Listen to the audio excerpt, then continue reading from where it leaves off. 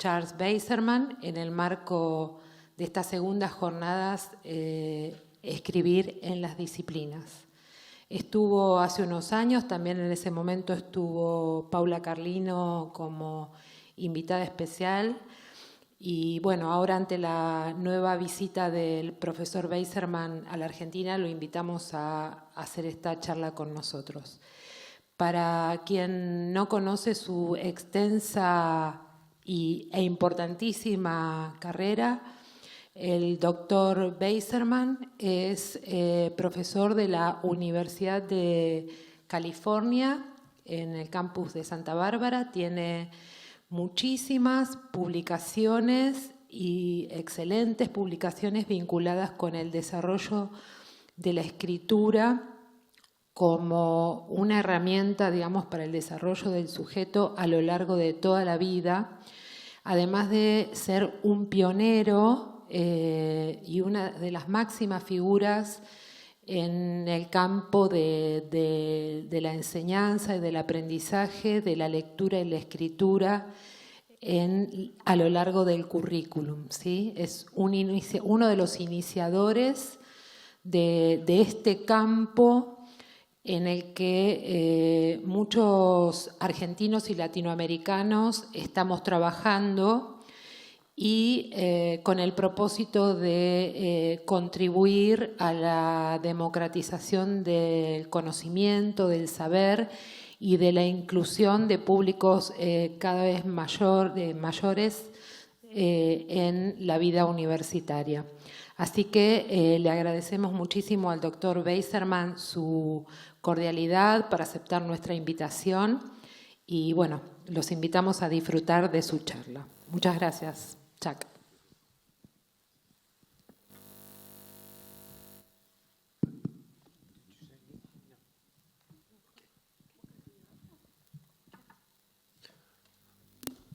Hola, es un placer para retornar a Buenos Aires y encontrar a mis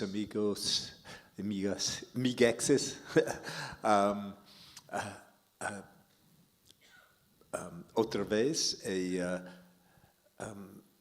me gusta mucho mi español falta. Lo compromiso y el compromiso y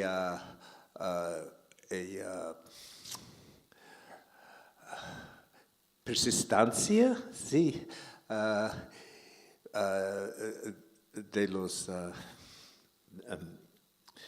de los profesores aquí.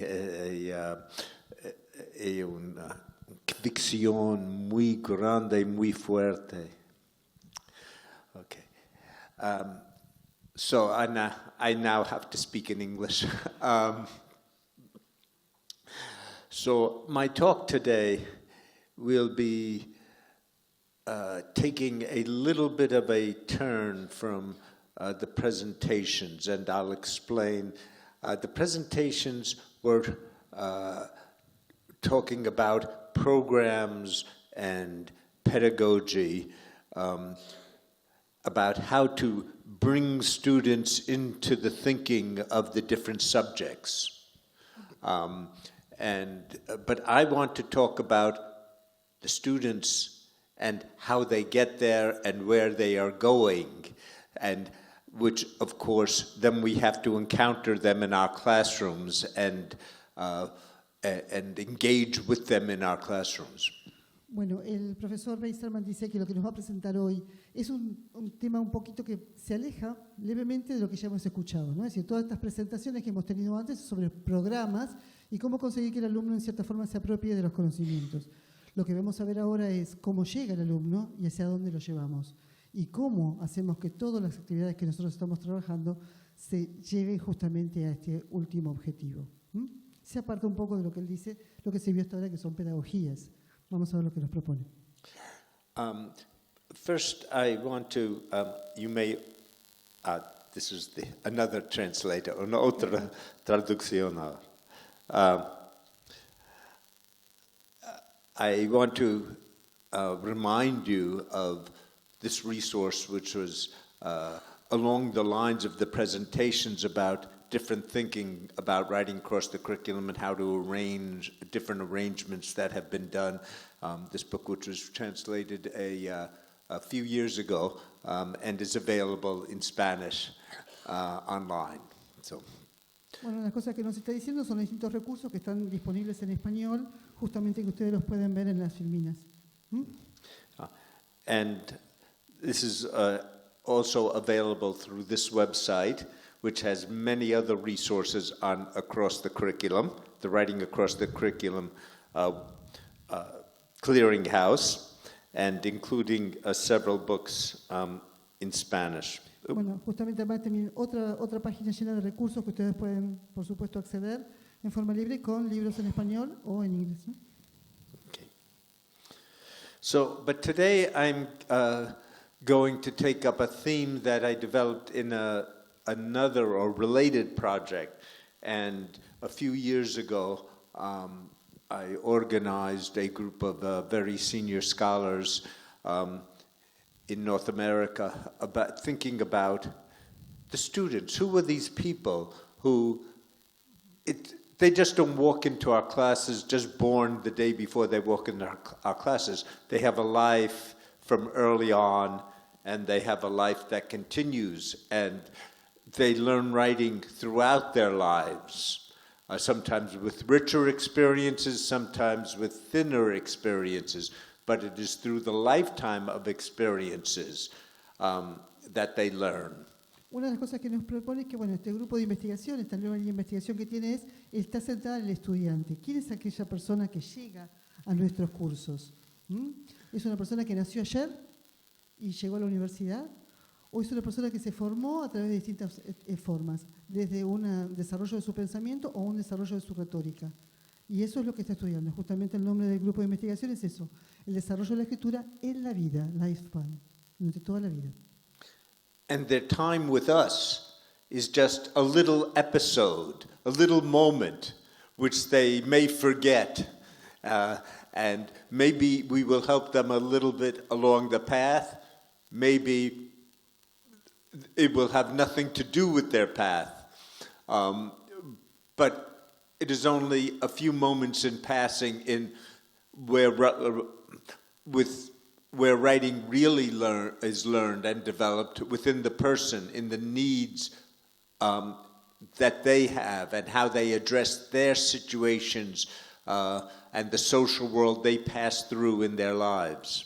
Y justamente el momento en que ellos están pasando por nosotros, en cierta forma, es nada más que eso, un momento en el cual pueden recordarnos o tal vez totalmente olvidarnos, un momento en el cual ellos pueden pensar que lo que nosotros podemos contribuir, porque ellos siguen su vida, su recorrido social. Y por lo tanto nos enseñamos algunas cosas como para poder abordar esos contenidos sociales que tienen que ser. And so this is a book that came out of that project. We met as a group for 5 years. We met regularly and had many discussions to try to bring together our different knowledges. Some people work with little children, some people work with old people, everything in between. Some were psychologists, some were linguists, some were more sociocultural people like me.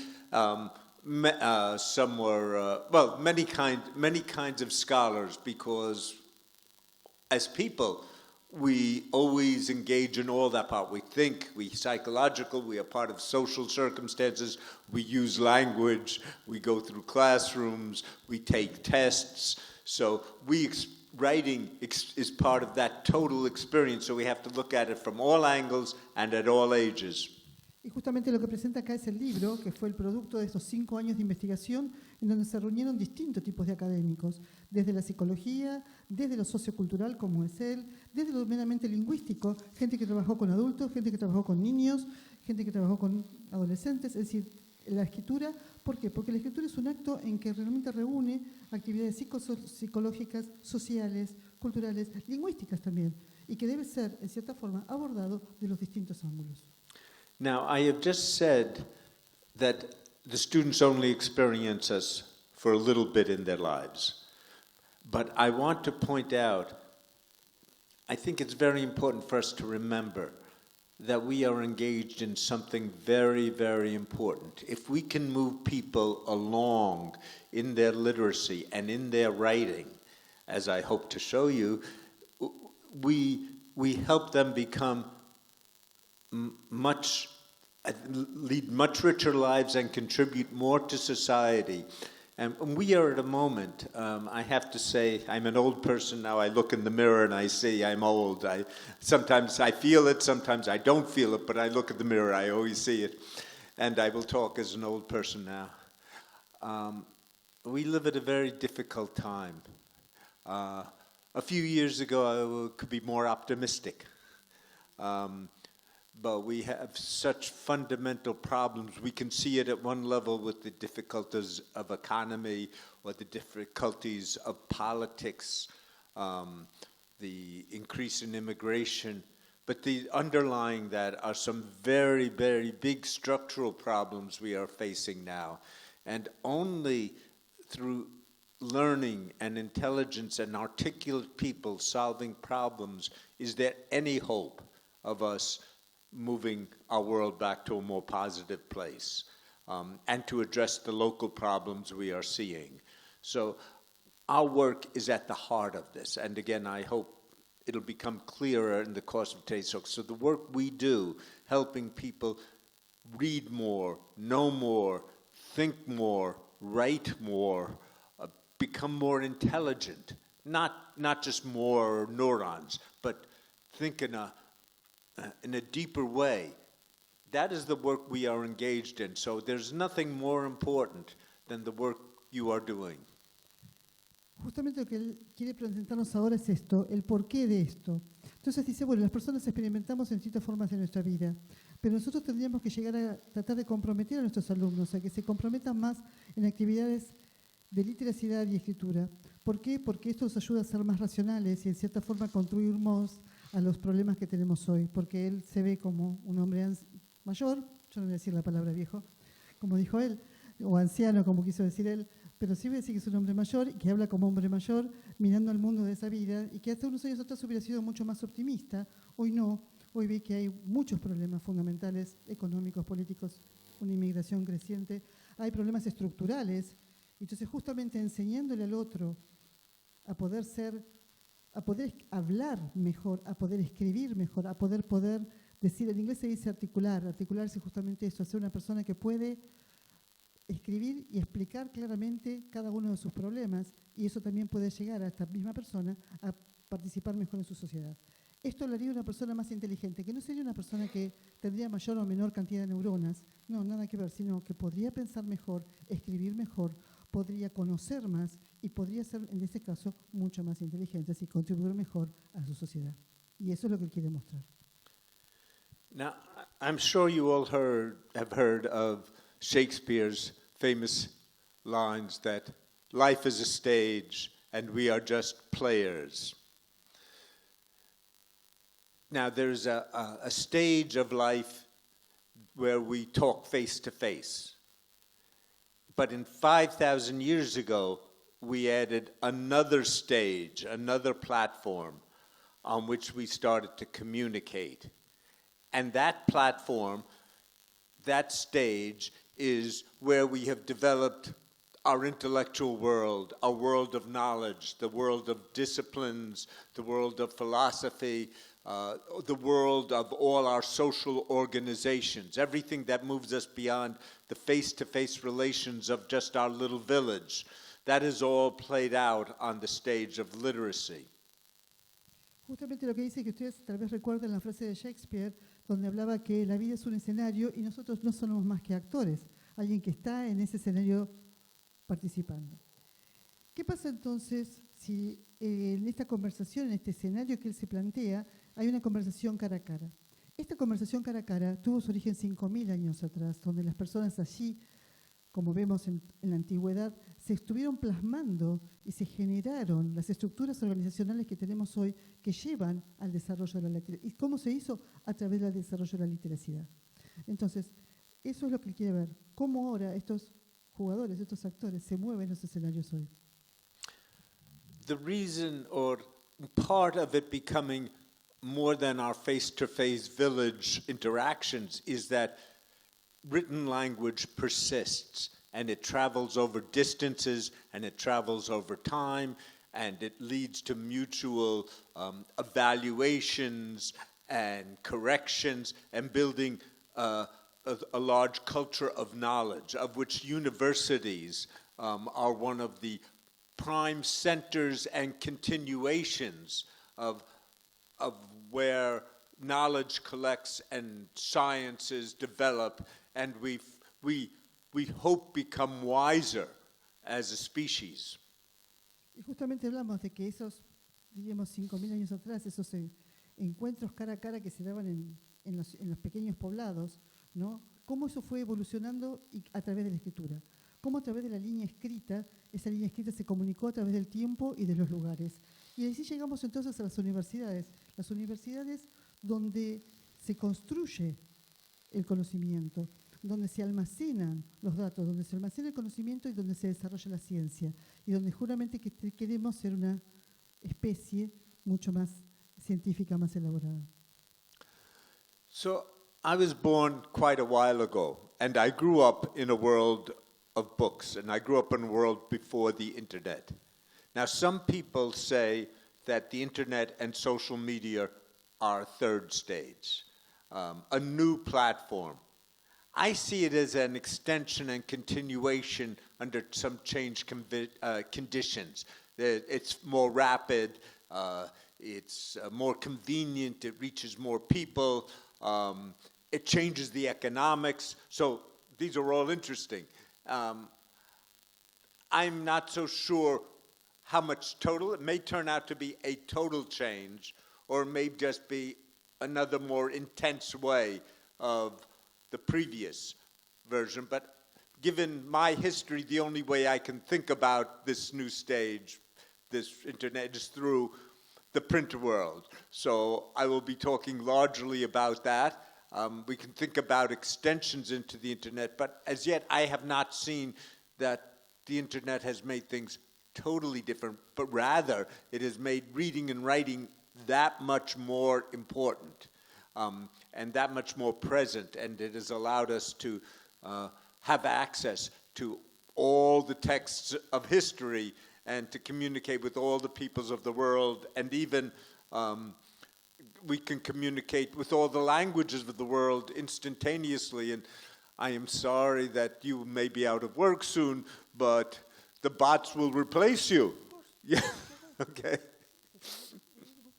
Ok, justamente él dice que, bueno, nació hace unos años, ¿no? Unos años antes de que existiera Internet. Y él cree que muchos de ellos dicen que, bueno, que Internet vuelve a ser una especie de esta tercera plataforma, este tercer escenario, cuando él no lo ve así, no lo ve como una nueva plataforma, lo ve como una continuación que aceleró y acelera justamente un montón de cambios que se dan entre lo político y lo económico, porque es más conveniente, llega más, pero no hay un cambio total como él lo ve, sino que al revés, él ve que hay una continuidad de lo que ya se venía haciendo, una continuidad donde la escritura y la lectura han adquirido un nuevo protagonismo, especialmente porque llevan justamente a leer mayor cantidad de textos de distintas culturas, a escribir, a comunicarse con otros en otros lugares, y al mismo tiempo estar en contacto con otros idiomas, con otras lenguas. Justamente lo que él decía, bueno, veía que mi trabajo iba a ser rápidamente reemplazable, y lo cual es verdad. Totalmente de acuerdo con eso. Ya está, hay que empezar a trabajar con los alumnos. Discúlpalo. Okay, so when children are very young, their lives are lived with their parents and the people right around them, their family, their neighborhood, and it's face-to-face, very intense. That's their whole world. But as they grow, their lives expand. Their lives become a little bit larger. They meet other children. They come in contact with other adults. They start going to school. El chico, cuando es joven, ese es un niño, perdón, justamente lo que ve está en un ambiente literario de su familia, que hay gente que habla, hay una conversación cara a cara, pero también hay gente que escribe alrededor, que se mueve pero su vida está muy centrada. A medida que crece, por supuesto, se expande ese escenario que él tiene con otros chicos donde comienzan a interactuar, especialmente al ingresar al colegio. And they start learning things from the other people. Their language expands as they have more contacts. And they start becoming introduced to a distant world through books. First, the adults read to them, and they hear about things, and then they start reading themselves. Y justamente la introducción al libro, ¿no? Es decir, cuando entra a la escuela, cuando ingresa a la escuela, hay una expansión de su lenguaje, se lo introduce al libro, él comienza a ser lector, porque si hasta ese momento el adulto le leía, ahora es él que lee el libro. Now, sometimes these are very imaginative worlds that only have a loose relationship to the reality, or at least the constraints of reality. It's built on reality because, you know, in the Harry Potter books, there's still children and there are schools, so it's a little bit like the world, but it's got fantastic elements. Or when you have stories about animals who speak, it becomes fantastic, but it is still representing the world in a way. Y justamente comienza entonces esta lectura de lo fantástico, que en cierta forma representa algo de su mundo, ¿no? Por ejemplo, el ejemplo de Harry Potter. Hay un chico que va a la escuela, pero que por supuesto está en contacto con elementos fantásticos, un animal que habla o que vuela, etc. Entonces es un mundo que se expande, elementos fantásticos que se basan sobre alguna descripción somera de la realidad. But sometimes the world they are being introduced to books are much more real and introduce them to real places in the world, such as books like this, which show all the sights of the world, and the child can imagine themselves going and visiting all these wonders. Y justamente muchas veces también se les presentan o se les ponen como ejemplos de lectura este tipo de libros donde, bueno, expande su mundo y en el caso de este caso visitan otros lugares, otras ciudades, otros hitos, otros monumentos que se encuentran en distintos lugares del mundo.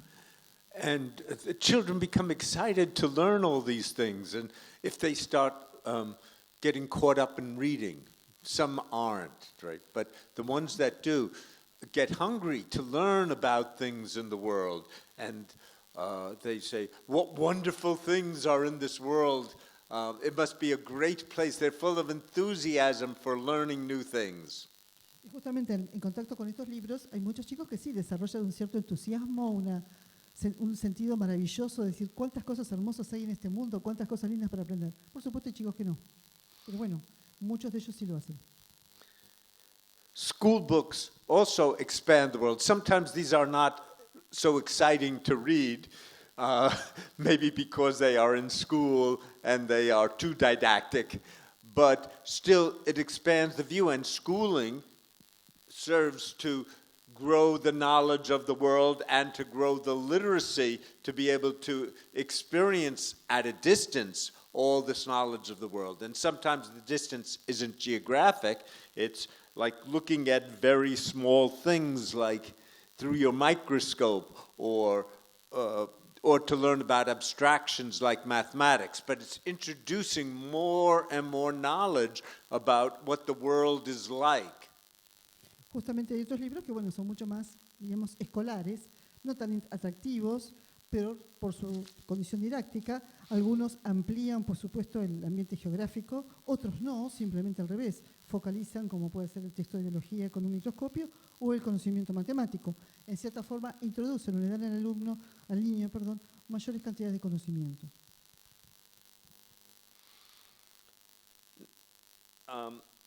Now, students also learn to write. Not just read, not just learn that there's a world out there, but they also go beyond just being passive, just watching that world. They learn to express their views, form relations, tell about what they like, what they don't like, write their letters to their parents, enrich but also write questions about their textbooks, or maybe write about their experiences and take on identities. So as little children learn to write, if they learn in a good way, and they learn that writing communicates, and not just it's something that you have to be punished because you're not spelling correctly. But if they learn that writing communicates, then they can use write to discover, who am I? And that's the question that comes after. What wonderful things are in the world, then who am I in the world? And how do I represent myself? What is it I feel? What is it I see? Who do I connect with? Justamente entonces, otra de las cosas que en la escuela le presenta al niño es la escritura. La escritura le permite al niño salir de esta pasividad, porque comienza a ver, comienza a dar su propia opinión, comienza a establecer relaciones, comienza a decir lo que le gusta, lo que no le gusta, puede enriquecer su conocimiento. La escritura le permite a su vez, la experiencia de la escritura le lleva al desarrollo de su propia identidad, porque cuando un niño aprende a escribir, y él hace la recalca, aprende a escribir bien, y no simplemente como un sentido de castigo si está bien hecho o está mal hecho, esa escritura lo puede llevar a contestar la pregunta fundamental, ¿quién soy? ¿Cómo me represento a sí mismo? Que es una cuestión de identidad. Then a little bit later in school, maybe middle or secondary school into the university, they start to ask evaluative, critical questions, such as, what is this? What happens? When? Where? What if something else happens? This is just one model of critical questions. There are many models, but this is the kind of thing that they can start to learn. And now they're starting to ask the questions, what do I think about things? How do I evaluate things? And we often get this questioning attitude in adolescents and in college students, right? What do I think about it? Y cuando llegan entonces a la escolaridad secundaria, comienza entonces una escritura para un pensamiento crítico y presenta uno de los tantos modelos para generar pensamiento crítico, que es tema, como no está traducido, se los traduzco rápido, tema a nivel central, qué, cómo, dónde, quién, por qué, un análisis, cómo, qué hago o una evaluación. Es decir, el alumno comienza a preguntarse, ¿cómo veo yo esto? ¿Cómo yo analizo esto? ¿Y cómo yo evalúo esto? Here is another kind of version about critical thinking, higher order thinking, which is developed through schooling. This is closer to a Bloom's taxonomy version of it. Otra forma entonces tiene de otro modelo basado un poco más cercano a la taxonomía de Bloom, sobre la escritura para la comprensión. Habla de conocimiento, comprensión, aplicación, análisis, síntesis e evaluación. Leído de abajo hacia arriba. And the projects we were hearing today were helping students in some version of this kind of thinking. But then, what is all this learning and understanding for? It is so we can act in the world. And we had, again, a little bit of a taste of this when we're thinking about the formation of teachers. And how does all this theory and research work out for your classes? What decisions do you make in your classes because of this knowledge? Entonces justamente lo que presenta es algo que va a ser una versión de todos estos modelos que presentan, en la cual dice, bueno, ¿para qué estamos enseñando? Porque podemos actuar. Por ejemplo, en la formación del docente, es decir, ¿cuáles son las decisiones que nosotros tenemos que tomar para poder llegar a este escritor, a este literador? So the question now becomes not just who am I or what do I think of this, but is what do I do? How do I act? Entonces la pregunta va a ser no tanto quién soy, sino es ¿para qué estoy haciendo esto? ¿Cómo voy a actuar? You know, there's a very interesting idea that comes out of cognitive science, out of brain science these days, and that the purpose of the brain, of any animal, of the neural system, is to help that creature act in the circumstances and to make sense of the surroundings. Now, the humans can make sense of their surroundings through many higher order ways, especially the higher order ways, well, or including the higher order ways we have developed communally through writing, through our disciplines, through our philosophy. These are ways we have of examining the world around us to know the world we are living in and think about how we best survive in this world. Again, which is a very pressing question right now.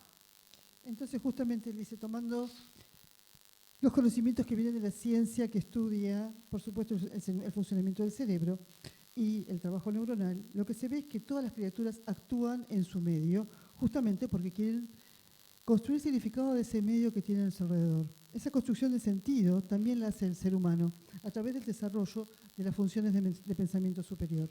Esas funciones de pensamiento superior son hechas dentro de una comunidad, son comunales porque justamente hablan del desarrollo de una disciplina, de una ciencia. Examinar el mundo para poder actuar en él, para poder ver cómo podemos sobrevivir mejor. Y eso es lo que es lo más importante en el momento de hoy. And it also raises the question, not how should I act, but where should I act? Where is the power? Where can I make things happen? Right? And maybe here I should, in addition to the Rose House, I should have had the White House and the United Nations and those other places where power, and the large corporation buildings, right? Where does the power reside that can make changes, that can do the things we need to survive?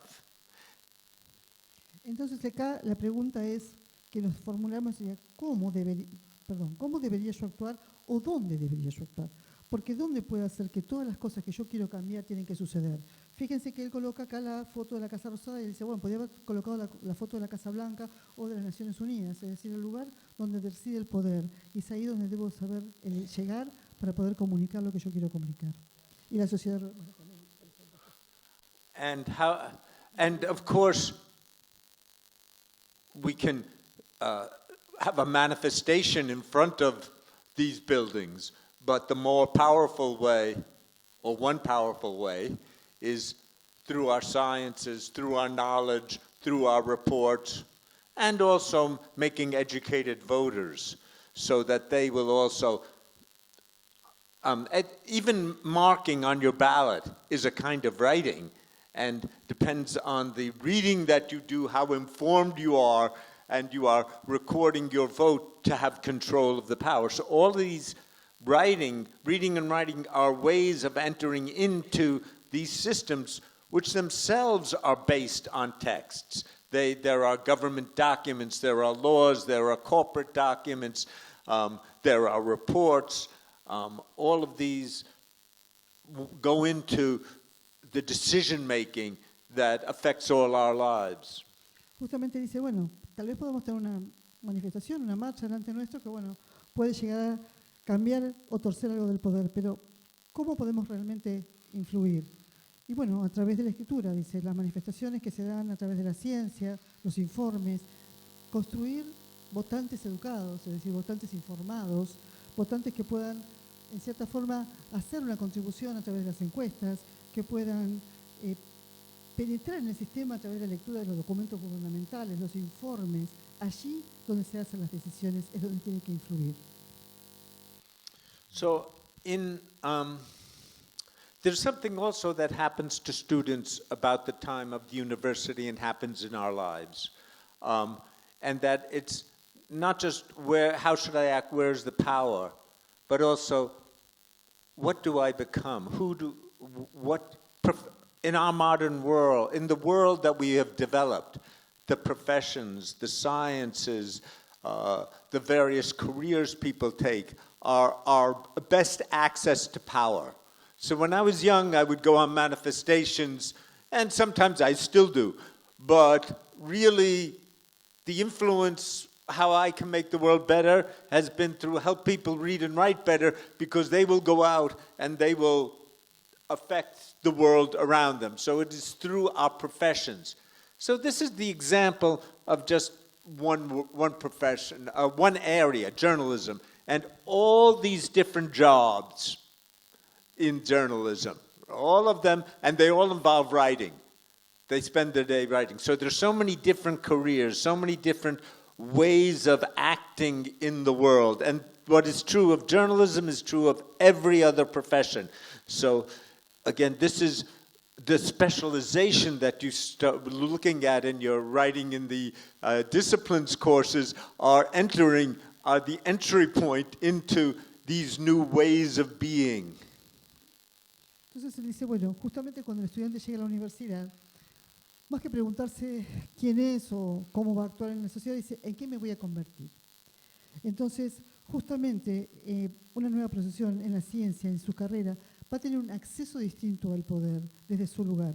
Él dice, yo, por ejemplo, bueno, podía acceder al poder visitando distintas cosas, presentándose en distintos lugares, pero él se dio cuenta que enseñando a la gente a leer y escribir en su carrera, bueno, eso era una forma de poder influenciar en el mundo. Y a su vez dice, por ejemplo, bueno, vean esta filmina, ¿no? Donde están todas las carreras que se relacionan con periodismo. ¿Cuántas hay? Todas basadas en la escritura. Y justamente esta escritura disciplinar, ¿no? Esta especialización terrible de la disciplina, ¿no? Lleva a que hasta la ciencia y demás están en cierta forma involucradas en esta escritura disciplinar que puede ser el periodismo. Now, so there are so many different kinds of writing and so many different roles. But if you just look at somebody writing, it all looks the same. How do you know what they are writing? Right? And so some people make mistake and say, oh, writing is just writing and you learn how to write, you can do any of those things. But that's not so.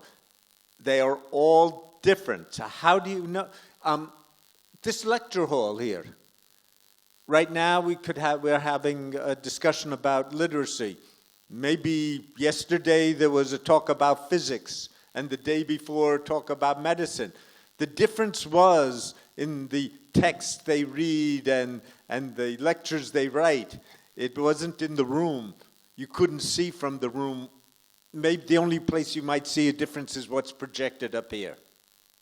Justamente dice, bueno, que justamente en la lectura lo que se ve es eso, ¿no? Como hay distintas lecturas y distintas cantidades de roles que se dan en la lectura. Entonces, ¿cómo sabemos lo que una persona está escribiendo, por qué está escribiendo? ¿Qué significa que voy a ponerme a escribir? Muchos dicen, bueno, te pones a escribir y escribís y listo. No, hay distintas formas de escrituras. Justamente hace una comparación con lo que es este lugar de conferencias, este multiespacio. Acá hoy estamos hablando de literacidad. Ayer a lo mejor se habló de física o se pudo hablar de medicina. Todos basados en textos escritos, todos basados en conferencia. La diferencia se dio en qué es lo que se proyectó en la pantalla. El lugar es el mismo, pero lo que se dio distinto es lo que se proyectó, y es a partir del texto. So, the difference is in the writing. This is illegal because you can see that it's law books in the background. That's the way you know. But the kind of writing this person is doing is very specialized, and they are trying to win their court case. So then the question becomes not just, what is it I want to do? Where do I act? What do I become? But how do I succeed in doing what I am doing? Which leads to even higher levels of writing, because you have to write a very good legal brief to win your case. Justamente dice, por ejemplo, vean esta filmina, ¿no? Usted dice, bueno, ¿qué está escribiendo? Se imaginan o creen que está escribiendo algo relacionado con las leyes, porque pueden ver en el lomo de los libros que dice algo relacionado a las leyes. Bueno, es un abogado, que ya no se pregunta a dónde voy, quién soy o a quién debo, sino cómo voy a ser exitoso dentro de, en un caso de la corte, por ejemplo. Entonces, ¿cómo voy a hacer yo esto? ¿Cómo, en esto que estoy haciendo, cómo me especializo? Es un alto grado de especialización que adquiere la escritura y que tiene que saber hacerlo. So, this is for the this is to sum up the first part of my talk. I don't know about the timing here because I don't have a clock. Está bien. It's okay. I have plenty more. I have too much more. That's all right. So the point of this first part is that life is a journey, and through that journey we form relationships we have experiences, we gain knowledge, we get meaning to our lives, we have goals, and we realize actions. Y justamente, él dice que para cerrar esta primera parte de su conferencia, él diría que la vida, en cierta forma, es una travesía en donde a medida que uno va creciendo, empezamos a formular nuestras primeras hipótesis, le empezamos a encontrar un significado en nuestra propia vida, teorizamos sobre esta, y eso es lo que él nos quiere presentar. Now, reading makes us aware of much wider worlds, makes us aware of everything around us. We actually live in architects talk about a built landscape. There's the natural landscape, then there's a built landscape. But I also like to think that we have a built symbolic landscape. We don't move just in the chairs, and I've been out of the room. We're actually moving around symbols here and concepts. That's what we're really traveling in this room. So this built symbolic landscape, which we learn through reading, but writing helps us connect us with it, right? And helps us enter into that conversation of helping share, building that symbolic environment that others will also enter into. Justamente lo que habla es que a través de la lectura nosotros adquirimos cierto reconocimiento de lo que es el mundo alrededor nuestro, percibimos el mundo alrededor nuestro. Habla de una metáfora que son los arquitectos de los escenarios naturales o los escenarios construidos. Y él habla de un tercer escenario, el escenario de la construcción simbólica. Justamente en ese escenario de la construcción simbólica es lo que está sucediendo en este momento, donde sin movernos de nuestros asientos, nosotros estamos trabajando con símbolos y trabajando con conceptos, y nos estamos comunicando, estamos viajando en esta cuestión de los símbolos y los conceptos. En la lectura los reconocemos, en la escritura los ponemos en acto. Al ponerlos en acto conversamos con el otro, aquellos que también ingresan en esta conversación, se comprometen en esta conversación en los mismos símbolos y conceptos. Now, in writing, we have time to think and develop our thoughts and make them larger and more coherent and connect things. But it also allows us to use our specialized knowledge and the critical tools we have learned, which help us make the writing more meaningful, more coherent, deeper. And so we can work on our writing to build a strong symbolic object, which will have more meaning for others. Justamente a través de la escritura nosotros tenemos más tiempo para pensar, tenemos más tiempo para ser coherentes, tenemos más tiempo para... ¿Por qué? Porque podemos agregar no solamente los elementos de la escritura a nuestro conocimiento especializado. Y a partir de ahí la escritura es más profunda y adquiere mayor coherencia. A través de la escritura nosotros podemos construir entonces estos elementos simbólicos, estos signos simbólicos. And through writing, we can help direct action in the world. We can help people. I mean, you write a manual, you can help people fix something, right?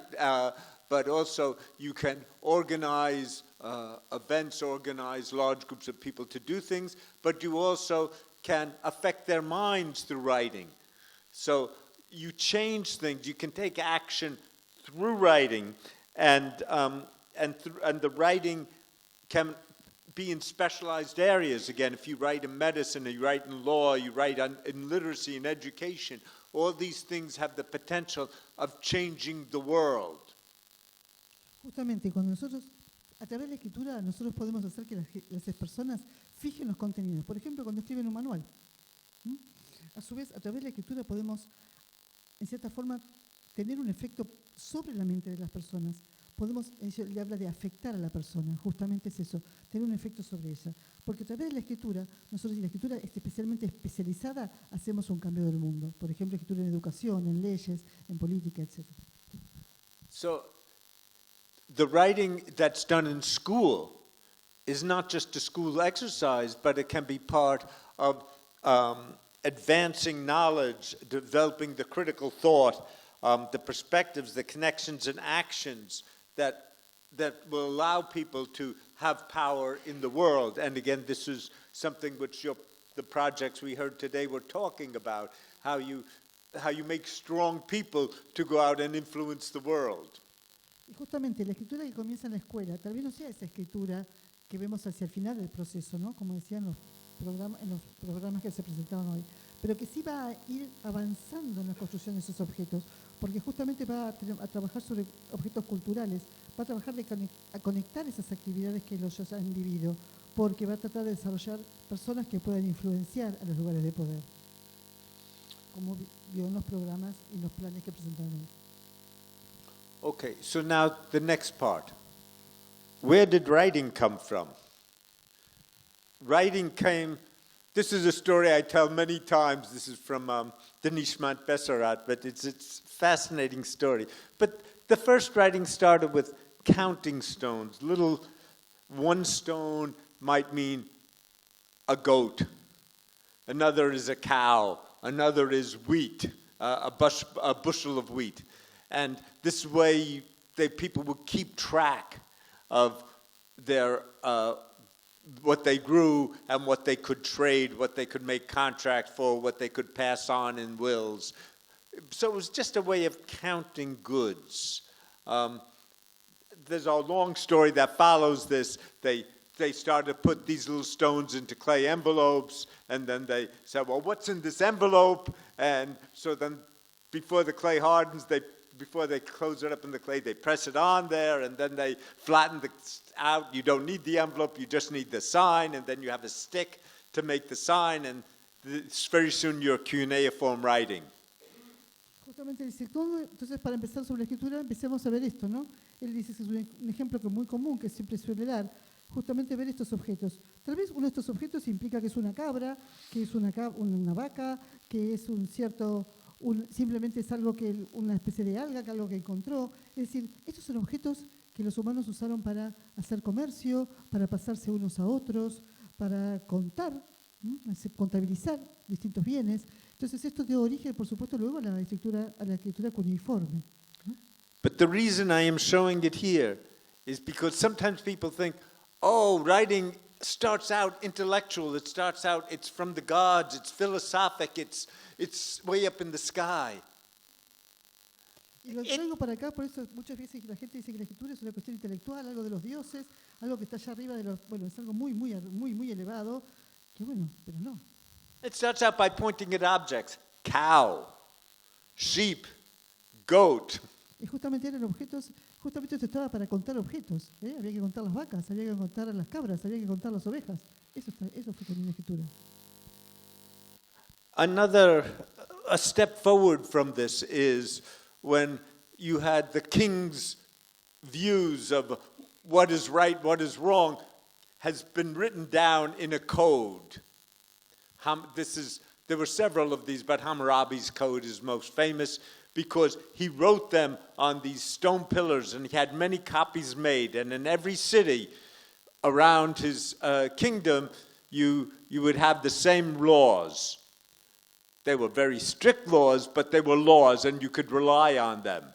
And so justice, you could rely on the justice because it was written down everywhere. And even if you couldn't read, there would be somebody in the village who would read, whose job, the lawyer, whose job was to read and make sense of these laws and would help you get your justice. Justamente dice, que otro trabajo de la escritura fue el trabajo de los reyes, ¿no? Que establecían qué era lo que estaba correcto y qué estaba incorrecto a través de códigos, como el código de Hammurabi que vemos acá, donde había, digamos, mojones, piedras a lo largo de todo el reino, en cada ciudad, en cada pueblo del reino, donde estaban escritas las leyes. Entonces la justicia estaba basada en esa ley que estaba escrita. Podía ser leída por todos o no, a lo mejor había un lector en el pueblo que leía la ley y que le daba sentido a la ley para que el otro pudiera sentir que se estaba haciendo justicia cuando tenía algún problema. Era algo en que confiar y era válido. Leyes muy estrictas, pero la gente se manejaba con esas leyes. So these are symbolic objects, and they create social arrangements with some permanence, right, and some reliability and some level of organization. Justamente estos objetos simbólicos creaban ciertos arreglos sociales con un grado alto de simbolización. Pero esto es lo que se respetaba. So knowledge writing is associated with knowledge. Writing started as a way of recording knowledge about the world, and it's a means of sharing knowledge across space and time, and it stabilizes and extends knowledge. Y justamente la escritura, en cierta forma, se asocia con conocimiento, porque la escritura lo que hace es registrar el conocimiento del mundo a través del tiempo y del espacio. But it also allows criticism, because then you could look on Hammurabi's code and say, oh, this is a terrible law, we should change this, right? It allows comparison. Oh, this other country has these other laws, maybe I like them better. It also, knowledge changes as it becomes written. We could look at the old laws. We could look at our older sciences and we can see how things have changed and we've improved, we hope, what they know. We can certainly change them. Sometimes it's better. And ultimately we can share these in schooling. We train people. We train people to not just read and write, but have these specialized knowledge. Again, there were the specialists in reading the legal code and in making arguments about the legal code. We have people who are specialists in studying medicine, in studying politics, right? And all the faculties of the university have been enabled, or they're built on the literatures of their field, and we train people to continue those professions. Justamente lo que dice que una vez que esta escritura también, además de registrar el conocimiento, también ejerció la crítica. Justamente la gente decía, oh, mira, el código de Hammurabi, qué leyes tan terribles. Otros países tienen leyes mejores. Fíjese, entonces se pareció la comparación. Y a mí me gusta más la del otro país. Tal vez podemos decir eso. O podemos llegar a pensar también, leer la lectura a través del tiempo, cómo nosotros hemos mejorado, creer que ojalá hayamos hecho eso, las leyes. Y justamente podemos enseñar a nuestros alumnos a ver cómo eso fue una mejora. Porque justamente cuál es el trabajo que se hace en los lugares académicos. Justamente especializar la lectura. Así que hay grupos que van a leer leyes y van a poder debatir sobre eso, o medicina, o política, o cada una de las facultades, cada uno de los profesores, lo que va a hacer justamente es eso, va a poder ingresar a un mundo literado propio, ese mundo donde él sabe manejarse para poder seguir construyendo la disciplina.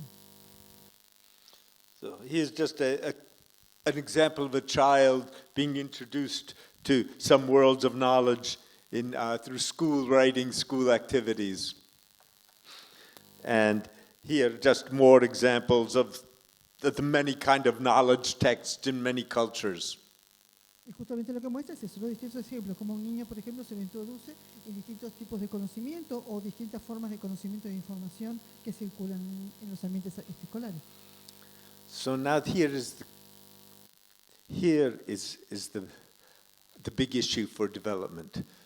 Sometimes people think that, oh, well, you can teach writing maybe 1 year, 2 years. Maybe you learn a little bit when you're very young and a little bit older, but it's very quick. But everything that's difficult takes many, many years of practice, and you keep getting more and more detailed, more and more complex as you go along. So here are young children learning the violin. Are they ready to go on the stage at the Teatro Colón yet? Justamente lo que dice es, bueno, entonces acá está el tema, ¿no? Mucha gente cree que la enseñanza de escritura que puede ser 1 año, 2 años, ya está, se enseña a escribir. No. Justamente acá, ¿cuánto tiempo tarda una persona en desarrollar una actividad tan compleja? La foto acá de los niños, justamente, ¿no? Aprendiendo a tocar el violín. ¿Estos chicos van a ir al Colón ya hoy? ¿Cuántos años van a seguir estudiando y complejizando su actividad? They have to not just learn how to make beautiful notes, sounds, but they have to learn the music, they have to learn the harmonies, they have to learn to make sense of the music, to reach the audiences and get a maturity of understanding. They have to get in their fingers and in their arms and their hands. There's so much thing, just each thing requires endless practice and to get very good at it, and then to have your cognitive skills or your neurological training to be able to do it automatically and to do more and more complex things with it. Justamente él dice, fíjense que no es simplemente acá saber las notas y tocarlas, tendrán que aprender de armonía, tendrán que aprender de música, tendrán que aprender un montón, tendrán que saber hasta cómo llegar al auditorio para que vibre con ellos en la música. Esto no es simplemente un trabajo cognitivo, hay un trabajo neuronal, hay un trabajo de cómo poner los dedos, cómo mejorar esa posición, su hombro, etc. Hay una cosa extremadamente compleja que no se adquiere en poco tiempo. Now, musicians have to study their whole lives to become very, very good, and they keep getting better until they no longer can do it so well. But that's physical. But also, how much now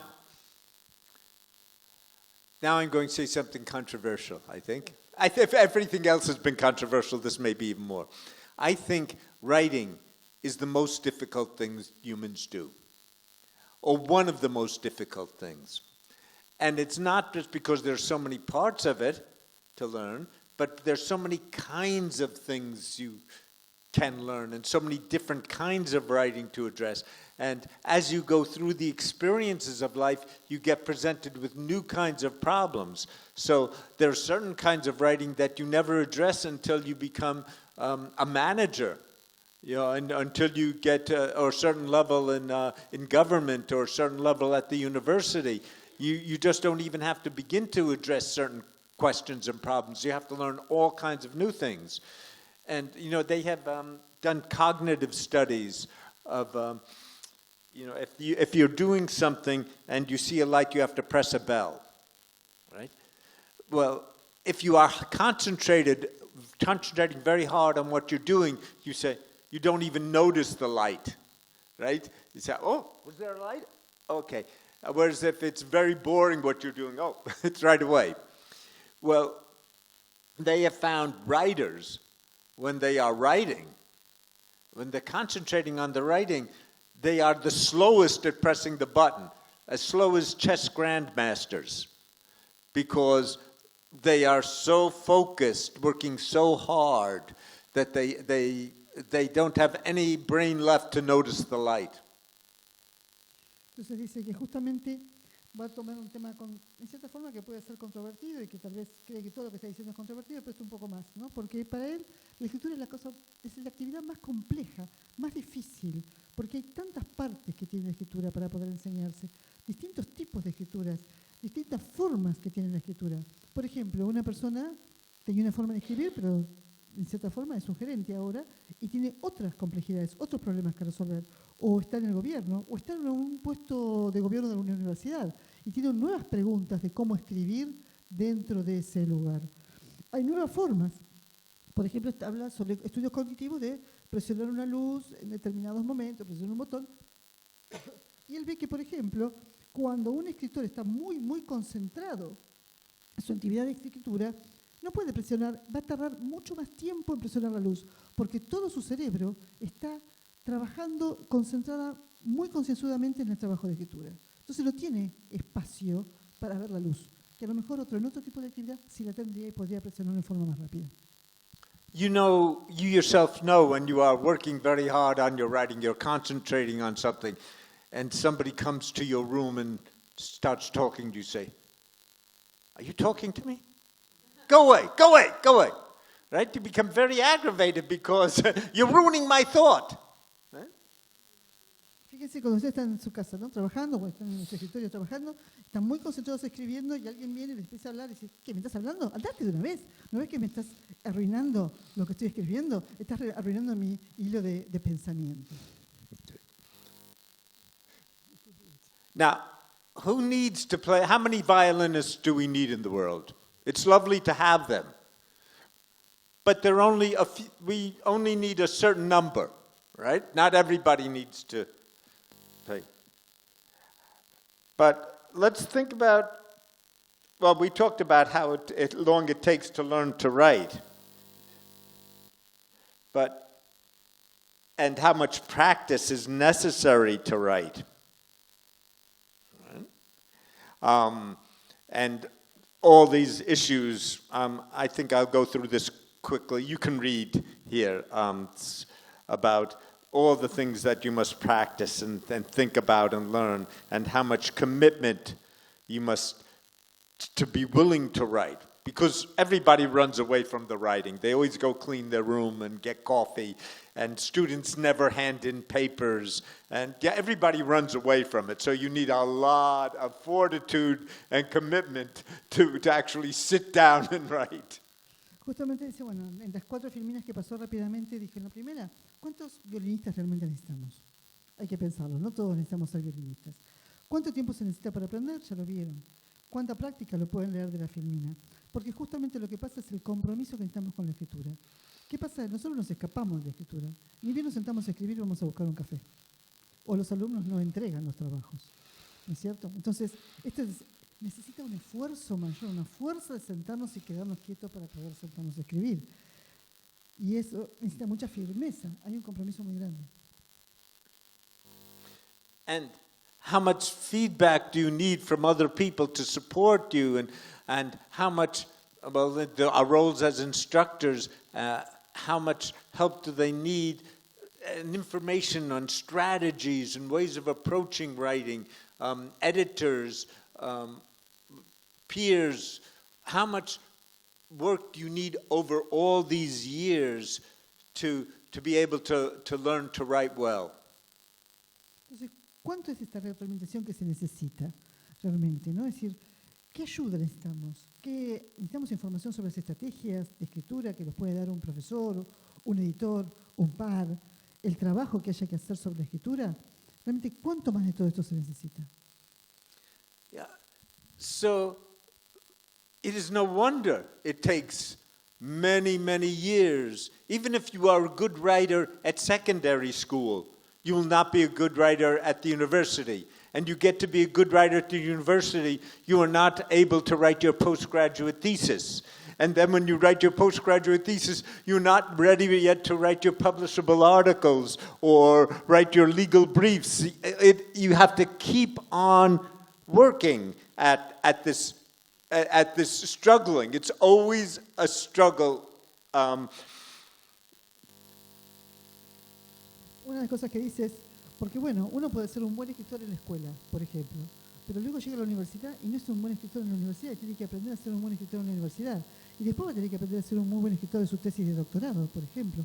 Y terminó y se recibió, y bueno, y ahora tiene que ser un buen escritor para que le puedan publicar su artículo en un journal. Y luego, y bueno, más allá de eso, y no sé, a lo mejor tiene que hacer un caso legal y presentarlo, y va a tener que aprender algo nuevo. Es decir, uno siempre está aprendiendo, está debatiéndose con estas actividades de lectura. Por no decir peleándose, que era para the struggle. Now maybe 100 years ago or 200 years ago, most people did not have to go through this struggle because you could become a good farmer or even a business person without having to write very much, but just counting a few sheep or counting a few goods. And many people led very successful and happy lives without much reading and writing. But now, if you cannot read or write, you are at the margins of society. You do not even know how to file papers to get your government to deal with the government. You don't know. You can be taken advantage of, right? So unless you know how to read or write, you have very little power and very little ability to act. Justamente dice, por ejemplo, ¿no? Que hace unos 100 o 200 años atrás, las personas podían ser exitosas sin demasiada lectura y escritura. Podías ser un buen granjero, podías ser un buen hombre de negocios, con tal que supieras contar un poco lo que tenías y nada más. No era necesaria tanta la lectura y la escritura. Se podía llevar una vida muy feliz así. En cambio, hoy no. Sin lectura y escritura estás al margen de la sociedad. Ni siquiera podés hacer uso, por ejemplo, de ciertas ventajas que te puede dar el gobierno, porque tenés que saber leer los documentos para poder aplicar esas ventajas, por ejemplo. So everybody needs to write these days. everybody. And not just write, you also need the kinds of intelligence to make decisions about this very complicated world we live in. And again, even just to write your vote on the paper, on the ballot, to make a vote, you need to read and think a lot. Otherwise, people make decisions and can be manipulated, as we all know. And we have to be able to make decisions to bring forward the kinds of solutions we need. So, todos necesitamos aprender a escribir. Todos necesitamos desarrollar la inteligencia. Porque no es simplemente, en el caso de ellos, que escriben un nombre en un voto para poder ir a hacer la votación. Tenemos que aprender a pensar más. ¿Para qué? Para que nuestras decisiones no sean manipuladas, como dice él, que ha pasado y todo el mundo sabe por qué. Porque nosotros tenemos que justamente tener el poder de decisión para que eso no suceda.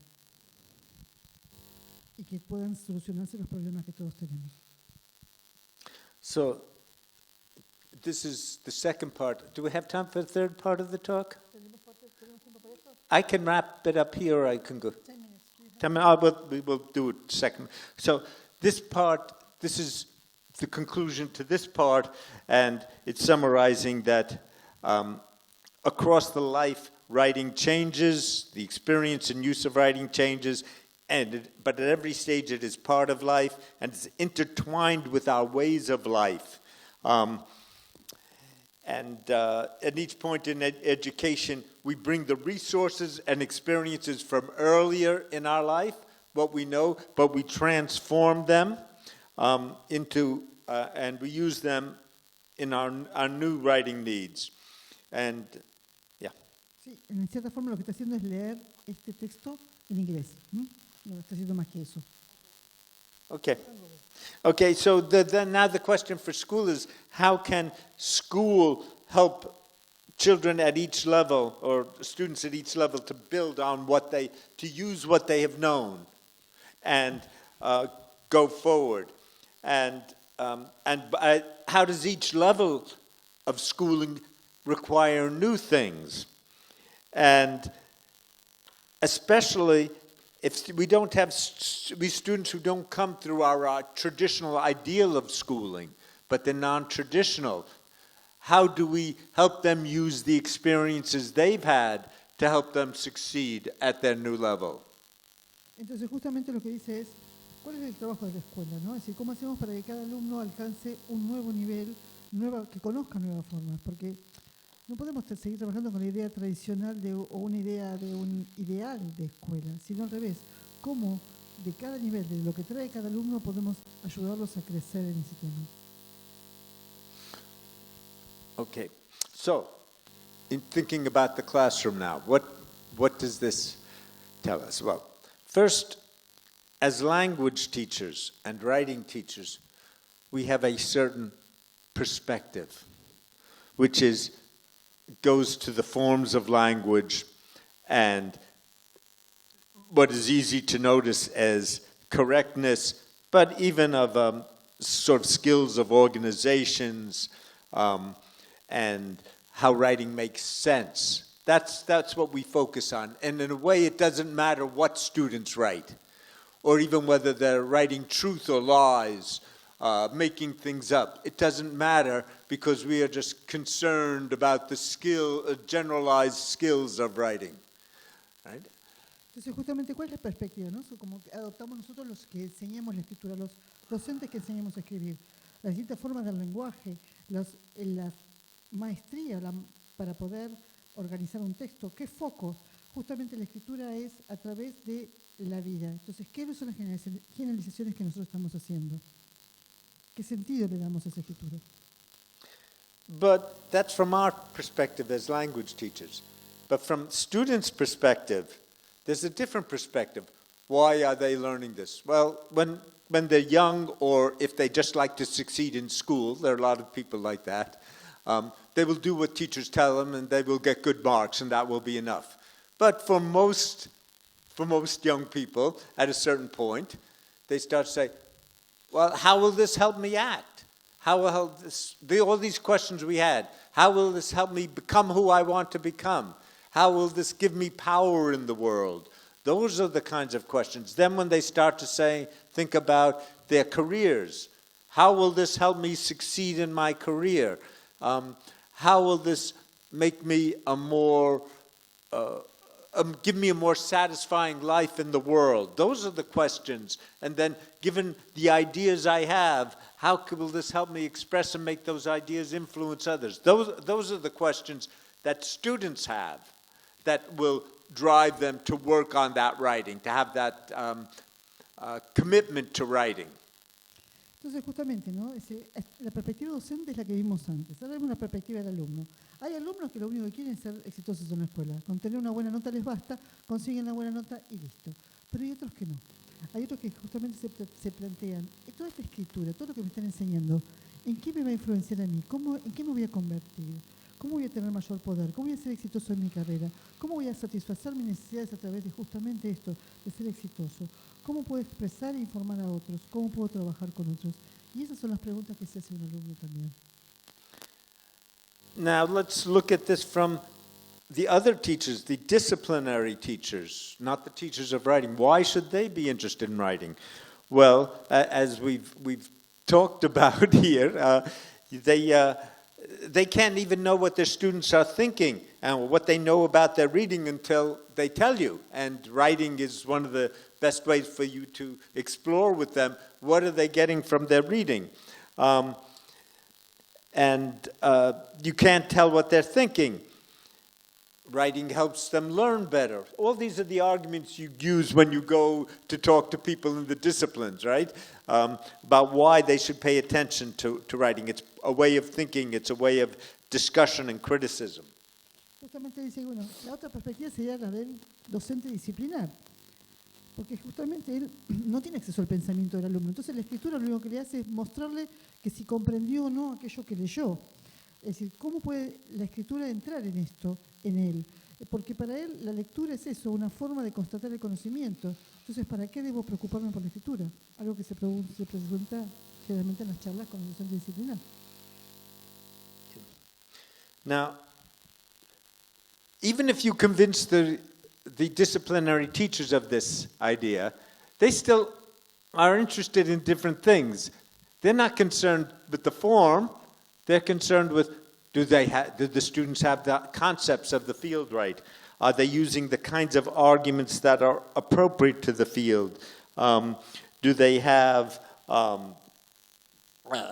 understand the way the theories go? Do they think logically in terms of the field? Are they able to use evidence and get new data according to the appropriate methods? Do they come to the kind of conclusions that are appropriate to the field? Do they use the inquiry methods of the field? So these are the kinds of things that the disciplinary teachers are interested in and will motivate them to work with their students on their writing. Entonces, ¿qué pasa? Aún así que ustedes pudieran llegar a convencer al docente disciplinar, ¿no?, de que tiene que hacer esto, pero tampoco tiene las armas o no sabe cómo, justamente, interesar al alumno sobre los temas que son propios de la escritura. ¿Qué tipo de argumentos son apropiados en ese determinado campo de la ciencia? ¿Cómo se desarrolla una teoría? ¿Cómo se utiliza la evidencia? ¿Cómo se recolectan los datos y cómo se expresan? ¿Cómo se llega a distintas conclusiones? Es decir, toda esa metodología, ¿cuáles son las preguntas de investigación justamente que tiene la metodología de investigación que tiene ese campo? Bueno, eso lo haría un instructor de la asignatura. Okay.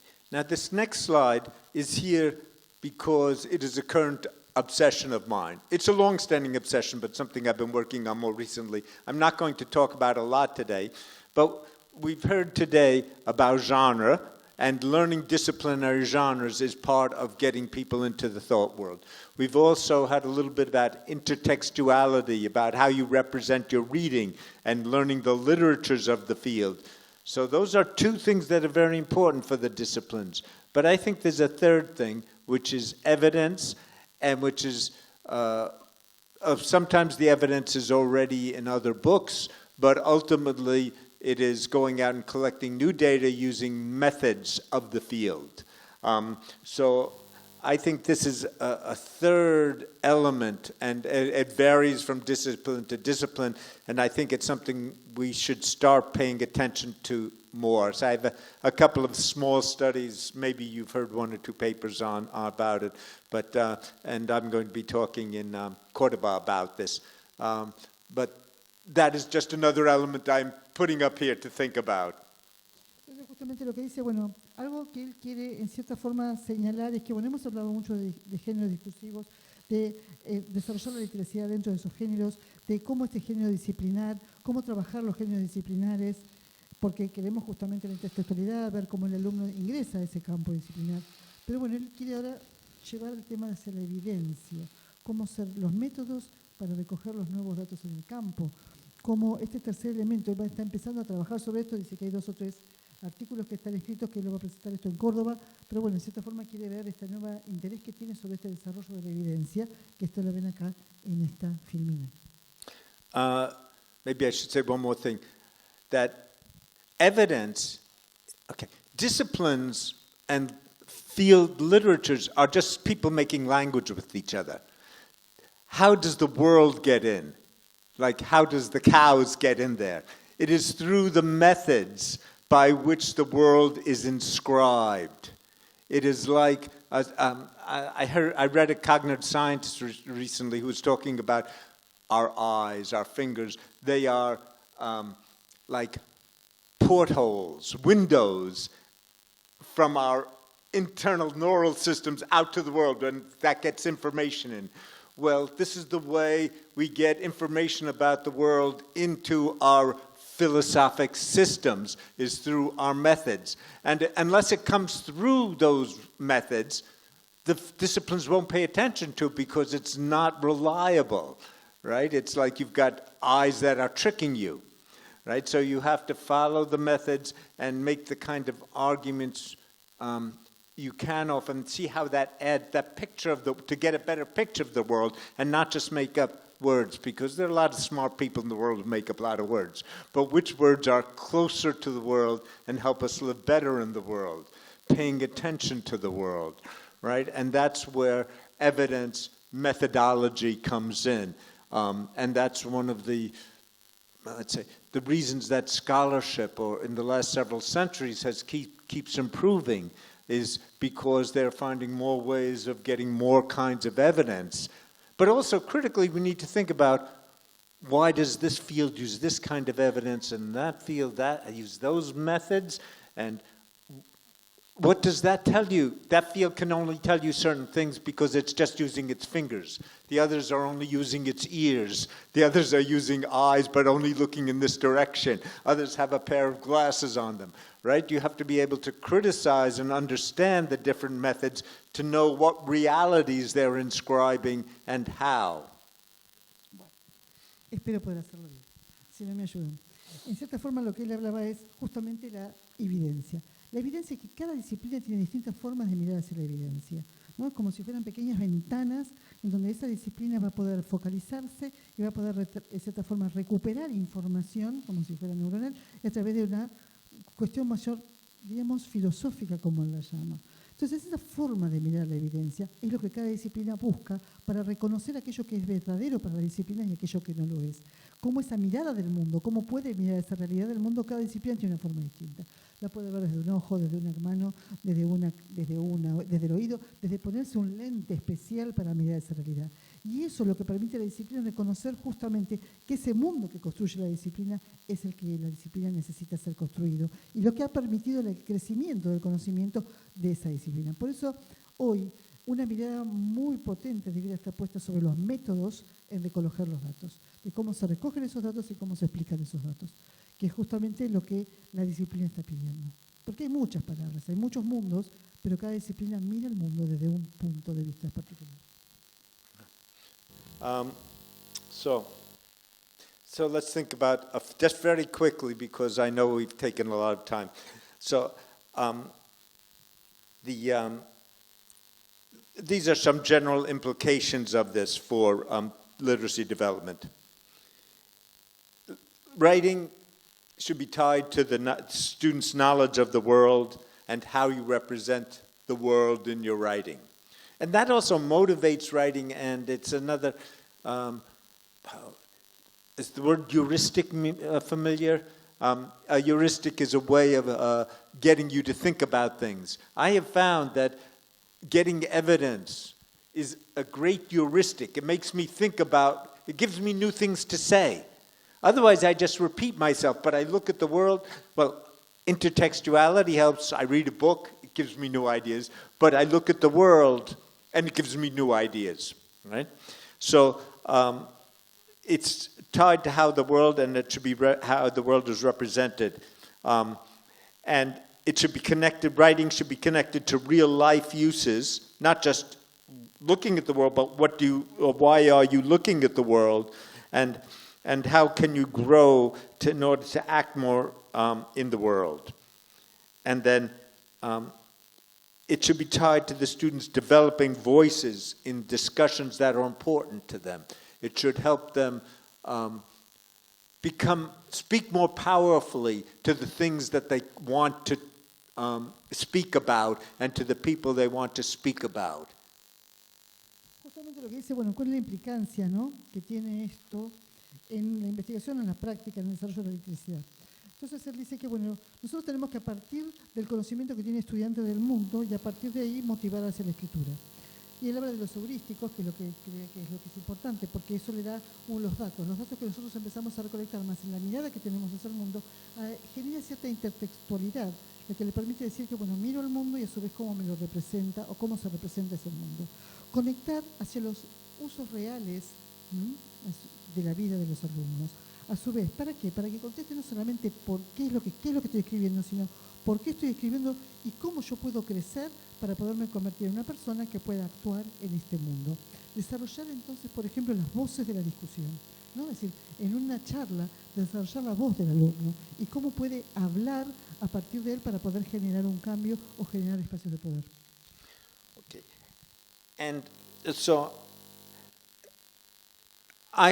there are 7 practical implications for teaching, and I elaborate, but I'm not going to now. Each of them has its own subpoints, all right? So I will just talk about the headlines. And I think you are familiar. Once I give these headlines, you probably all could write the follow-up slides. They're just elaborating each of them. So, justamente como tenemos poquito tiempo, lo único que va a hacer ahora va a ser pasar rápidamente sobre 7, diríamos, formas o implicancias que podría llegar a tener esto, pero solamente se va a detener en los títulos. Ustedes luego podrán leer más o elaborar más ideas sobre esos títulos.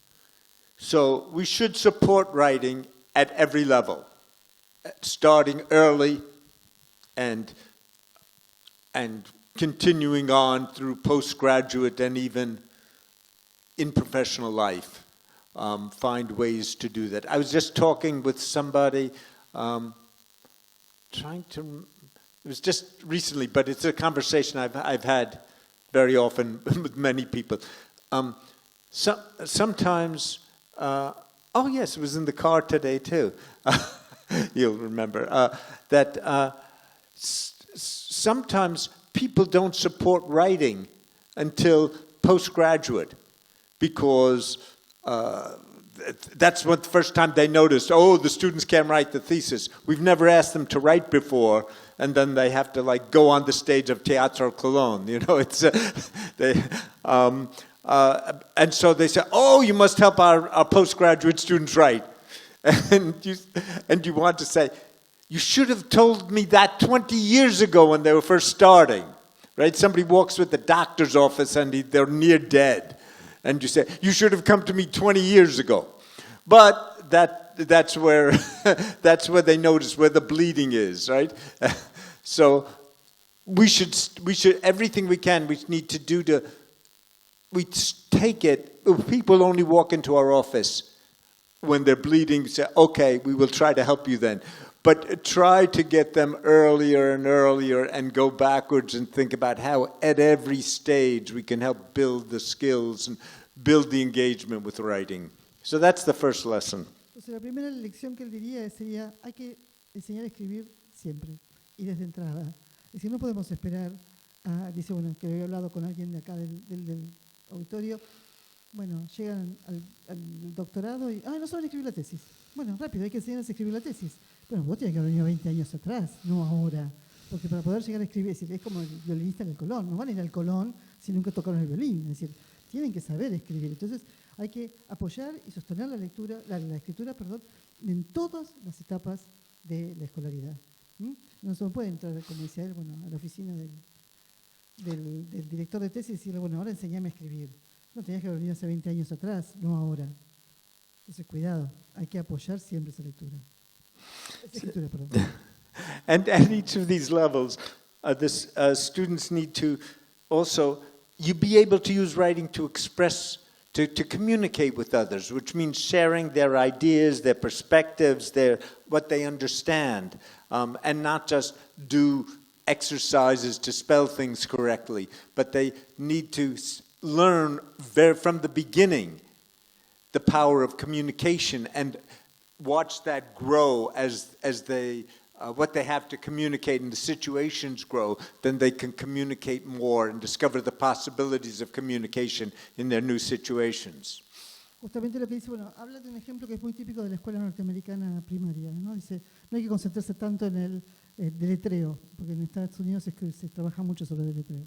Entonces dice, no hay que concentrarse tanto en el deletreo, sino que el niño aprenda que lo que escribe para comunicar ideas, para expresar su comprensión del mundo, es un acto comunicativo, donde puede, de cierta forma, comprometerse a intercambiar ideas.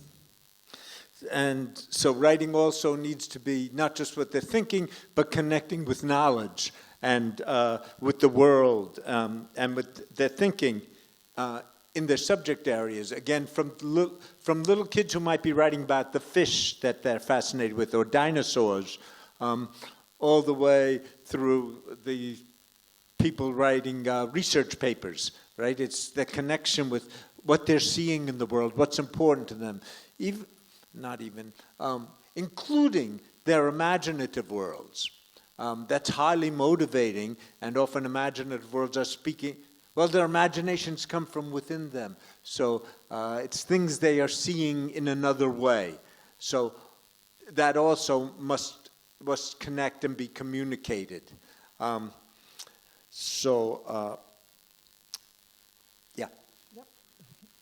Entonces dice justamente que más allá que del pensamiento, justamente lo que estamos trabajando acá es sobre la construcción del conocimiento, ¿no? Es decir, hay que empezar por lo que ellos quieren escribir. Si quieren escribir sobre peces, quieren escribir sobre dinosaurios. Es decir, ¿qué es lo que quieren escribir? Porque eso es lo que va a ayudar luego a que puedan escribir un trabajo de investigación, por ejemplo. Y puedan llevar adelante, porque pueden hacer conexiones, pueden establecer argumentos, pueden discutir sobre el paper. Porque hay que subir a su vez, dice, incluir, aparte, el trabajo de la imaginación, los textos fantásticos, porque es una visión nueva del mundo a través de la fantasía, sacar de su imaginación todo eso que tienen adentro y poder plasmarlo en un papel, poder comunicar esas ideas. And at every stage, reading and writing needs to be connected. One, because you see how other people write, but also because you learn things from them and you may be responding to them and they are part of the field you are working in. So reading and writing have to be connected throughout. It's not just a separate activity. It's the same game. It's like offense and defense. Well, not exactly, because it's not always so aggressive, but it's that idea that they're both sides of the same game. Entonces, justamente, la lectura y la escritura son las dos partes del mismo juego. Porque a través de la lectura yo aprendo cómo el otro escribe y a su vez respondo con la escritura al otro que escribió. Entonces aprendo, adquiero conocimiento, me comprometo con un campo especial de la ciencia y a su vez no son dos cosas, no son actividades separadas, son parte de lo mismo. Es como defendernos, es decir, él dice la defensa y el ataque. No hay que ser una cuestión tan agresiva, pero sí podemos ver que es eso, son parte del mismo juego. And so this next point includes the others, but it's as students learn to express more, they should be including their knowledge, their readings, their professional thoughts, their professional ways of criticism, the analytic methods appropriate to their level. That should be included as part and guiding their writing. A su vez, habría que ver incluir las formas profesionales de comunicarse en distintos campos, los métodos, los análisis que se hacen. Justamente todo eso debe ser incluido en la lectura y a su vez debe guiar la escritura, enseñarles a guiar la escritura a través de esa metodología. And then at every stage, even while the writing may be happening in schools, it should be paying attention to the world around. And sometimes it may be that actually going out and writing for other things in the world, but at least noticing and talking and thinking about what's happening in the world, because that makes writing realer and not just a school activity. Schooling started very closely related to the world. When a young child would learn how to make marks for cows, it would be very much in the fields with their parents. And the early schools were continuous with the workplaces, but gradually schools became more and more separated, and the school walls became bigger, and school activities developed just within school. There's reason for that. I mean, it's not all bad, but sometimes we forget that the reason people come to school is to live in the world. And sometimes people like me, we never escape the schools, right? I'm still here, 75 years later, still in the school building. You all are people like that. You're going to suffer the same fate. But you have to remember that our students may not always wind up in the school, and even the reason we're in the school is to help all those students who come from the world and will go out into the world. Justamente lo que dice es que, bueno, si nos ponemos a pensar, la actividad de la escuela también tiene que ser una actividad que va a enseñar al alumno a vivir en el mundo real, en el mundo exterior de la escuela, ¿no? Porque al principio el alumno venía a la escuela justamente para aprender a ser un mejor trabajador, a seguir trabajando con el padre, en la granja, etcétera. Pero a medida que las escuelas fueron evolucionando, bueno, las paredes fueron más altas y se fue como separando del mundo. No está mal, había razones para eso, pero no nos olvidemos que el alumno tiene que vivir en el mundo. A nosotros nos decidimos quedarnos. Bueno, estamos corriendo todos con la misma suerte de quedarnos adentro de las instituciones educativas, pero nos quedamos acá adentro para enseñar al alumno a vivir afuera. Okay, and the last point is, I've said many times today, but I think it is the fundamental point. It's all about meaning and having voice.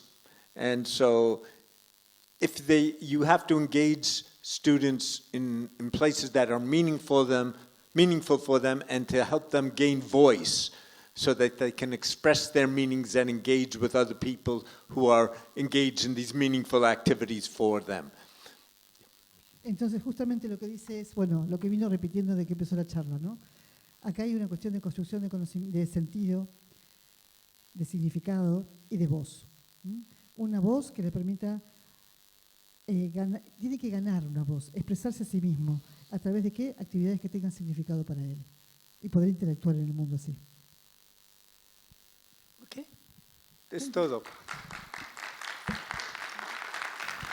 Thank you. Gracias.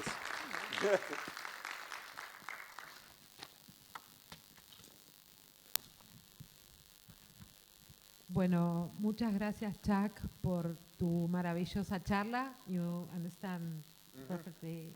Muchas gracias, Gabriela Di Gesù, por facilitarnos la conferencia de Charles. Y bueno, no sé, Paula, ¿qué querés comentar? Fue realmente muy emotiva, por la claridad, very clear, very strong, motive. Yes. Thank you. No, yo no sé si nos damos algún tiempito para que los que estamos presentes podamos como hacer llegar alguna pregunta, alguna discusión. Yo en ese sentido no quiero comentar, sino ceder si hay como algunas preguntas que podamos aprovechar para hacerle al profesor.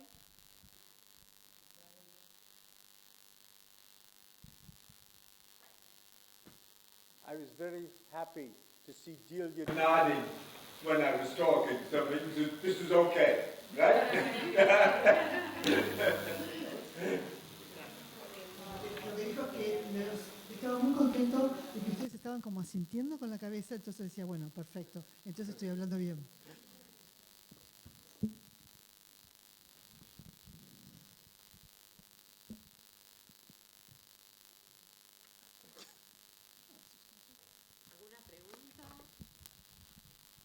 ¿Alguien quiere hacer algún comentario? ¿Alguna reflexión sobre lo que hacemos habitualmente a partir de lo que comentó el profesor? I have done what we preach against, which is just giving a lecture and not having any interaction. So you must help me so I don't feel guilty tonight. Justamente lo que dice es que se siente mal porque, bueno, hizo lo que no hay que hacer. Dio una gran conferencia, no hubo interacción. Entonces, por favor, hágame una pregunta, si no me voy a ir muy mal y me voy a sentir muy mal esta noche.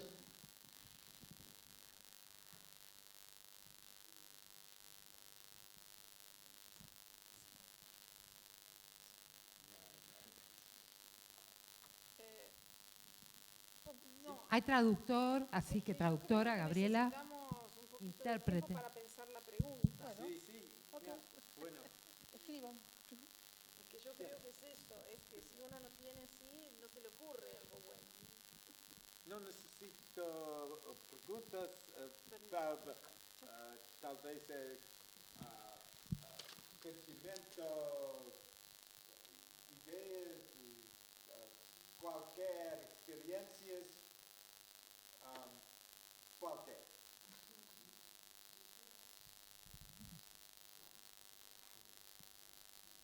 Elena Valente, que es la secretaria académica del Instituto de Desarrollo Humano. Buenas tardes. Bueno, muchísimas gracias por la conferencia. A mí sus desarrollos me convocan a formularme una pregunta. Desde el momento en que se hace tanto énfasis en la lectura y la escritura en las disciplinas, ¿no?, para asumir lecturas críticas, para desarrollar una voz propia, esta propuesta, ¿qué tipo de trabajo implica en una institución para que un estudiante pueda tener distintas formas de acceder a construcción de una voz crítica, a distintas prácticas de lectura, al conocimiento de distintos géneros a partir de los cuales discutir con los sectores de poder, generar discursos potentes contra ellos, etcétera, etcétera? No sé si se entendió lo que quise decir. Es decir, ¿qué tipo de institución educativa hay que pensar para que este desarrollo de modalidades de abordaje de lectura y escritura sea realmente posible?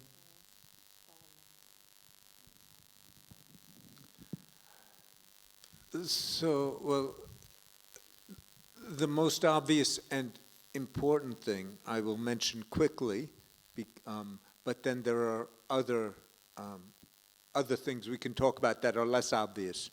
So it's to encourage programs like we have been talking about here and support the teachers, provide funding.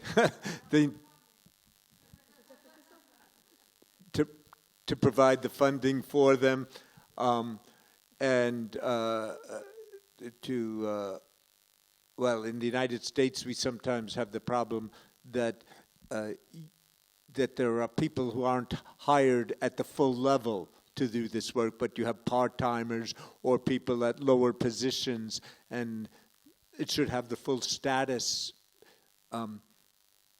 So one mischievous thing I say is, can you imagine a university that does not have a department of psychology because it thinks minds are not important?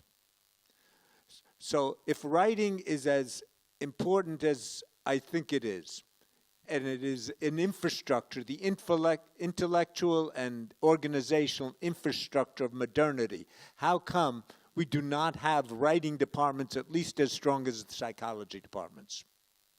All right. Lo lo que él dice es, en primer lugar, bueno, una institución que fomente programas como lo que hemos estado viendo, por supuesto, que haya financiamiento, ¿no? Para tener mayores docentes, mayor cantidad de docentes, y docentes que estén dedicados, no solamente docentes part-time, sino que adquieran. Ellos en Estados Unidos tienen categorías, dice, bueno, no solamente el docente de la cuarta categoría, que es la más alta, porque generalmente el writing, ¿qué hace? Docentes de menores categorías, la mayoría de ellos en forma part-time. Entonces, esa sería una institución que pueda tener docentes con una dedicación plena, que nosotros llamamos exclusiva, ¿no? Que es lo que él dice que sería necesario, porque imaginamos, por ejemplo, que una universidad dice, yo no voy a tener un departamento de psicología porque para mí la mente no es importante. Entonces, si yo no puedo tener un departamento de psicología y lo tengo que tener porque la mente es importante, ¿por qué no es importante la escritura? Si la escritura es lo que se transmite y con la escritura es lo que hace el trabajo de la mente. Entonces, ¿por qué no hay un departamento de escritura o una facultad de escritura o un trabajo serio de la escritura, de un lugar en la universidad físico que diga, bueno, este es el lugar de la escritura en la universidad? En la que hay acuerdos respecto de qué géneros abordar en qué momento. Okay. He says, if there is a question of... Okay. So he says, if there are... Okay. Interesante. Okay, if there are any kind of way to sequence genre, okay, if there are sort of global way or global view of how this sequence of genre can be implemented in the university, can be taught. Right. Yeah, I know. I said this was most obvious, but there are other ways, and again, programs, cooperations with departments like Prodiac is, or it has a new name now, but that are very useful and can build, and they're a step towards the next thing I'm going to say. But I think it's important that, well, you cannot force tenure faculty members to do anything. And so these should not be mandatory, but you should find the people who are ready and friendly and give them all the support and incentives to cooperate in programs like this and to build more writing into all the courses and provide the support they need to have the best assignments, engage students greatly. So then and a step beyond that is to create a culture of writing at the university.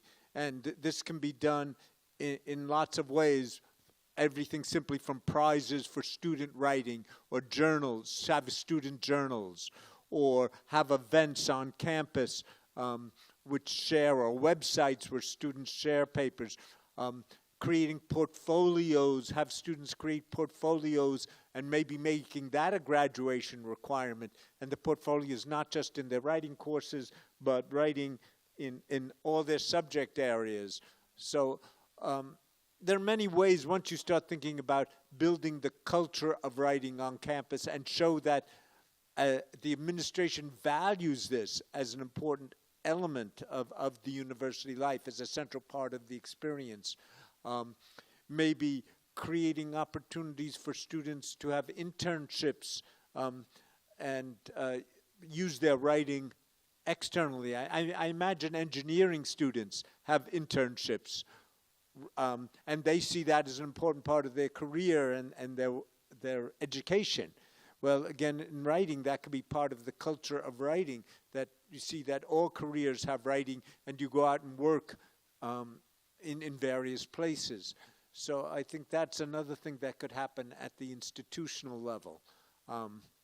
Yeah, anything you can do that will show that you value writing, the school values writing. Some universities, they have,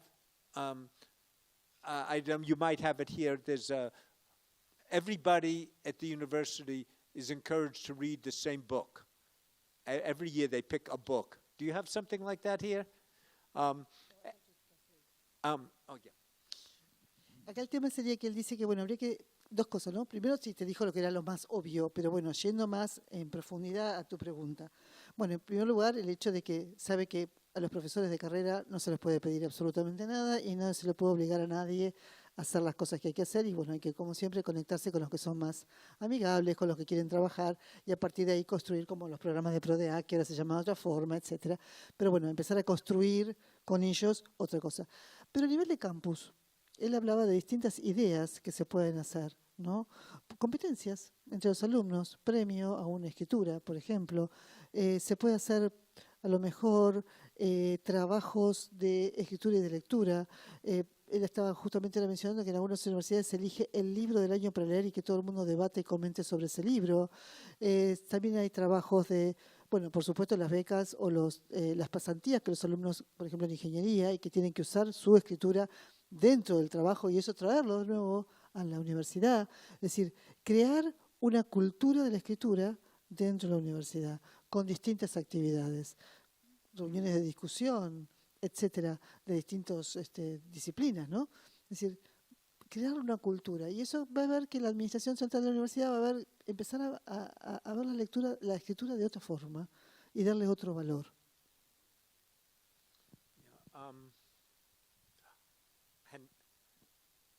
It went out of my mind. I had another idea.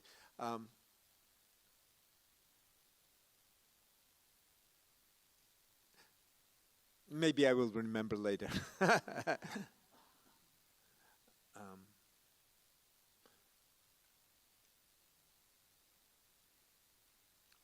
Oh, do you have a writing center here? Anything like writing centers? Not yet.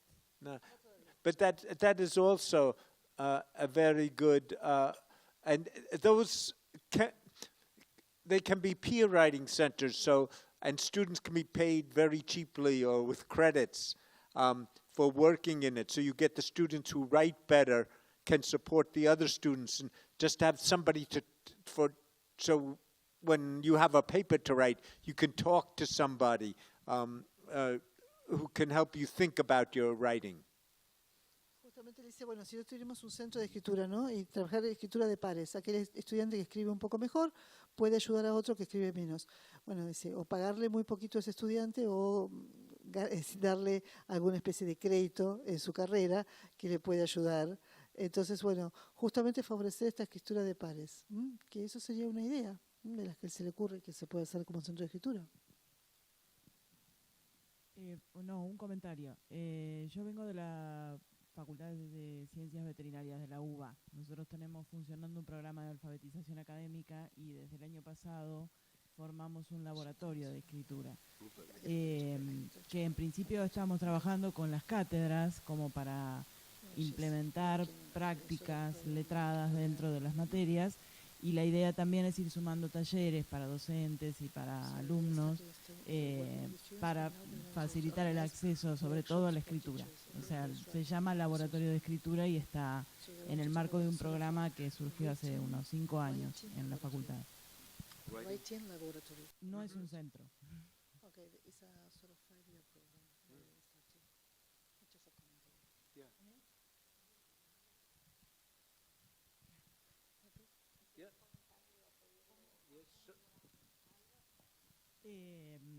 Es experimental, o sea, estamos trabajando en la medida en que los docentes nos dan, nos prestan colaboración, y es muy difícil el trabajo interdisciplinario porque los docentes, por eso yo había preguntado en el panel anterior, los docentes se sienten interpelados en sus prácticas cuando se les pide que colaboren o que revean la forma en que plantean los contenidos o la atención que le prestan a las escrituras, y generalmente no hay en el marco de nuestra facultad una cultura de darle valor a la escritura, de que no tiene una valoración social dentro de nuestra universidad la escritura.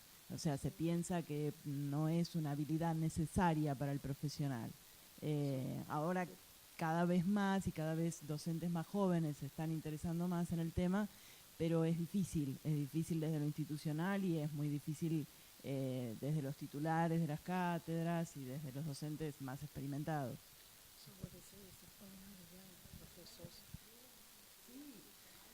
Sí, y que escriben muchos géneros y tienen muchas incumbencias y muchas especializaciones posibles, y cada especialización tiene muchos géneros diferentes en los que se tiene que desempeñar, pero no hay como una valoración desde la visión social del veterinario como escritor.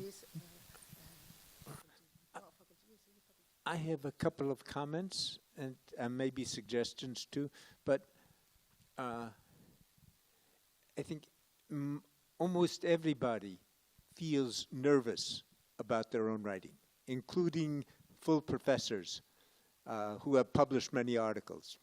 Todo el mundo se siente como muy mal cuando tiene que ser interpretado en su escritura, aunque sean profesores, como decís, ya experimentados y hayan publicado muchas veces. And they may feel embarrassed, or their lack of knowledge might be shown, or in their own writing, they may feel, oh, they're lucky they get these things published. They may hide it by being very arrogant about it, but I think they have most people have very complicated feelings about writing, and they and so that might create more resistance with them, and so you have to approach very delicately. On the other hand, young professors, as you're saying, they are more interested, maybe because they have been more exposed, and if they've traveled to universities which have more writing, they may see that. But also they probably have to publish a lot too.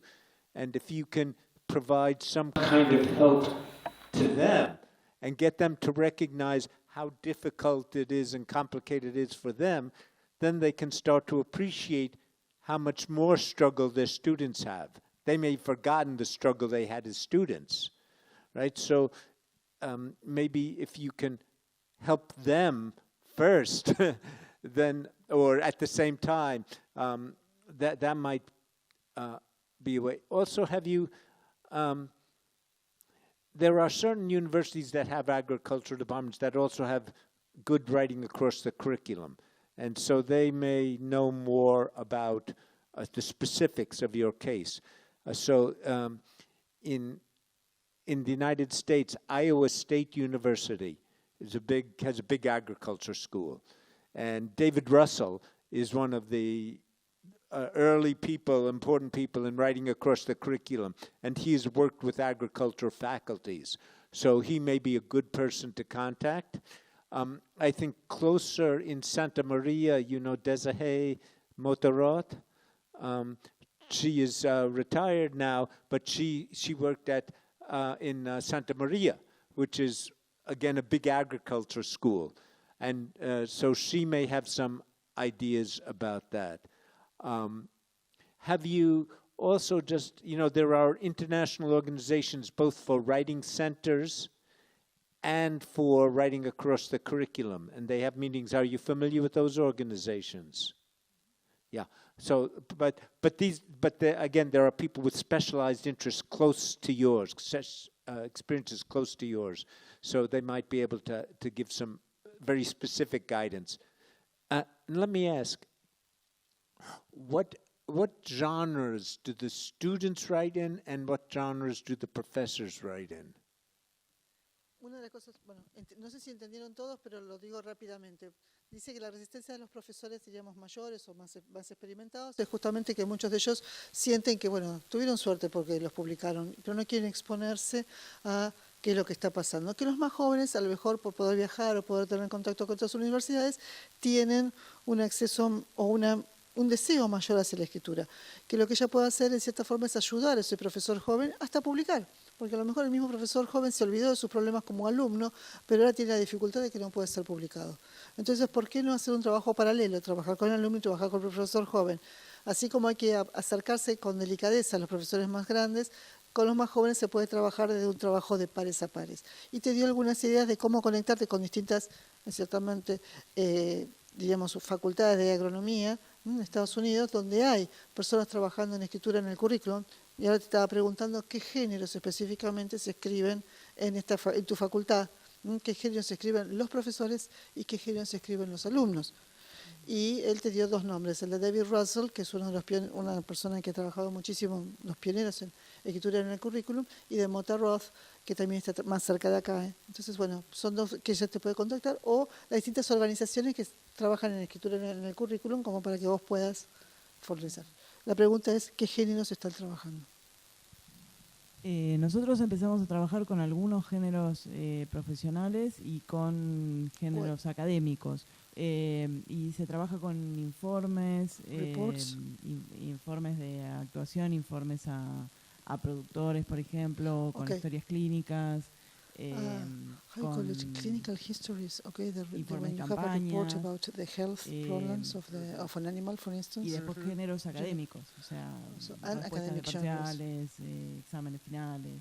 Papers, essays. La idea era trabajar con toda la comunidad académica. Lo que pasa es que venimos empezando recién, entonces hasta ahora hicimos algunos talleres para alumnos, algunos talleres para docentes. So they are just starting, so they have some Y workshop vamos for a ir teachers, sumando for acciones, professors, pero and some el comentario workshop venía for a la students. pregunta de si hay centros de escritura en las universidades. O sea, nosotros estamos empezando con este emprendimiento desde el año pasado. I'm just answering your question. Are there any writing centers? Yes, they are starting. They're starting, yeah. Okay. I think agriculture will be very interesting. And again, I think David Russell has done some studies about genres of his agricultural school and writing in their classes. I think that is this agriculture department is mostly veterinary? Do they have we call it agricultural extension in the United States, where the university people go out to the community and write for farmers, and so I think that is a very interesting kind of genre to work with, both for the faculty and for the students, because they can, we learned this in this course, and we should tell this to our community, right? And so that might be a very meaningful genres for them to work in. Justamente lo que dice es que, bueno, David Russell tiene mucho trabajo hecho en agricultura, bueno, veterinaria, justamente lo que está diciendo, así que puedes conectarte con él sobre trabajo de clases. Y a su vez dice este tema de que, bueno, la escritura, como decías vos, para el productor, para el dueño de la chacra, ¿no? Es el farmer, el chacarero. Entonces, como el alumno puede también salir y decir, bueno, esto es, porque justamente lo que dice es que estas facultades de Estados Unidos están muy cerca, distinto al tuyo, ¿no? Están muy cerca de los centros productores, ¿no? De las chacras, de los granjeros, como ellos lo llaman, pero que en el caso el chico va a la universidad y dice, bueno, esto que aprendí tiene significado, voy, lo llevo a mi pueblo y se lo comunico al productor, ¿no? Entonces tal vez trabajar con ese tipo de textos de cómo llegar al productor, ¿no? A partir de ese tipo de informes, ¿no? Informes para afuera. Muchas gracias.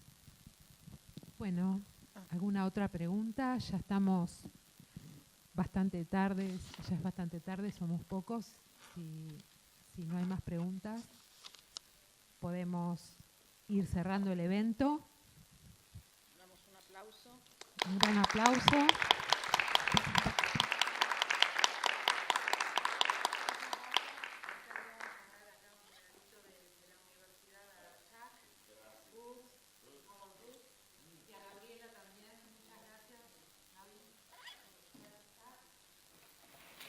Tenemos que ir a Córdoba a aprender a hablar de piedra. Sí, bueno, muchas gracias a ambos y a todos los que...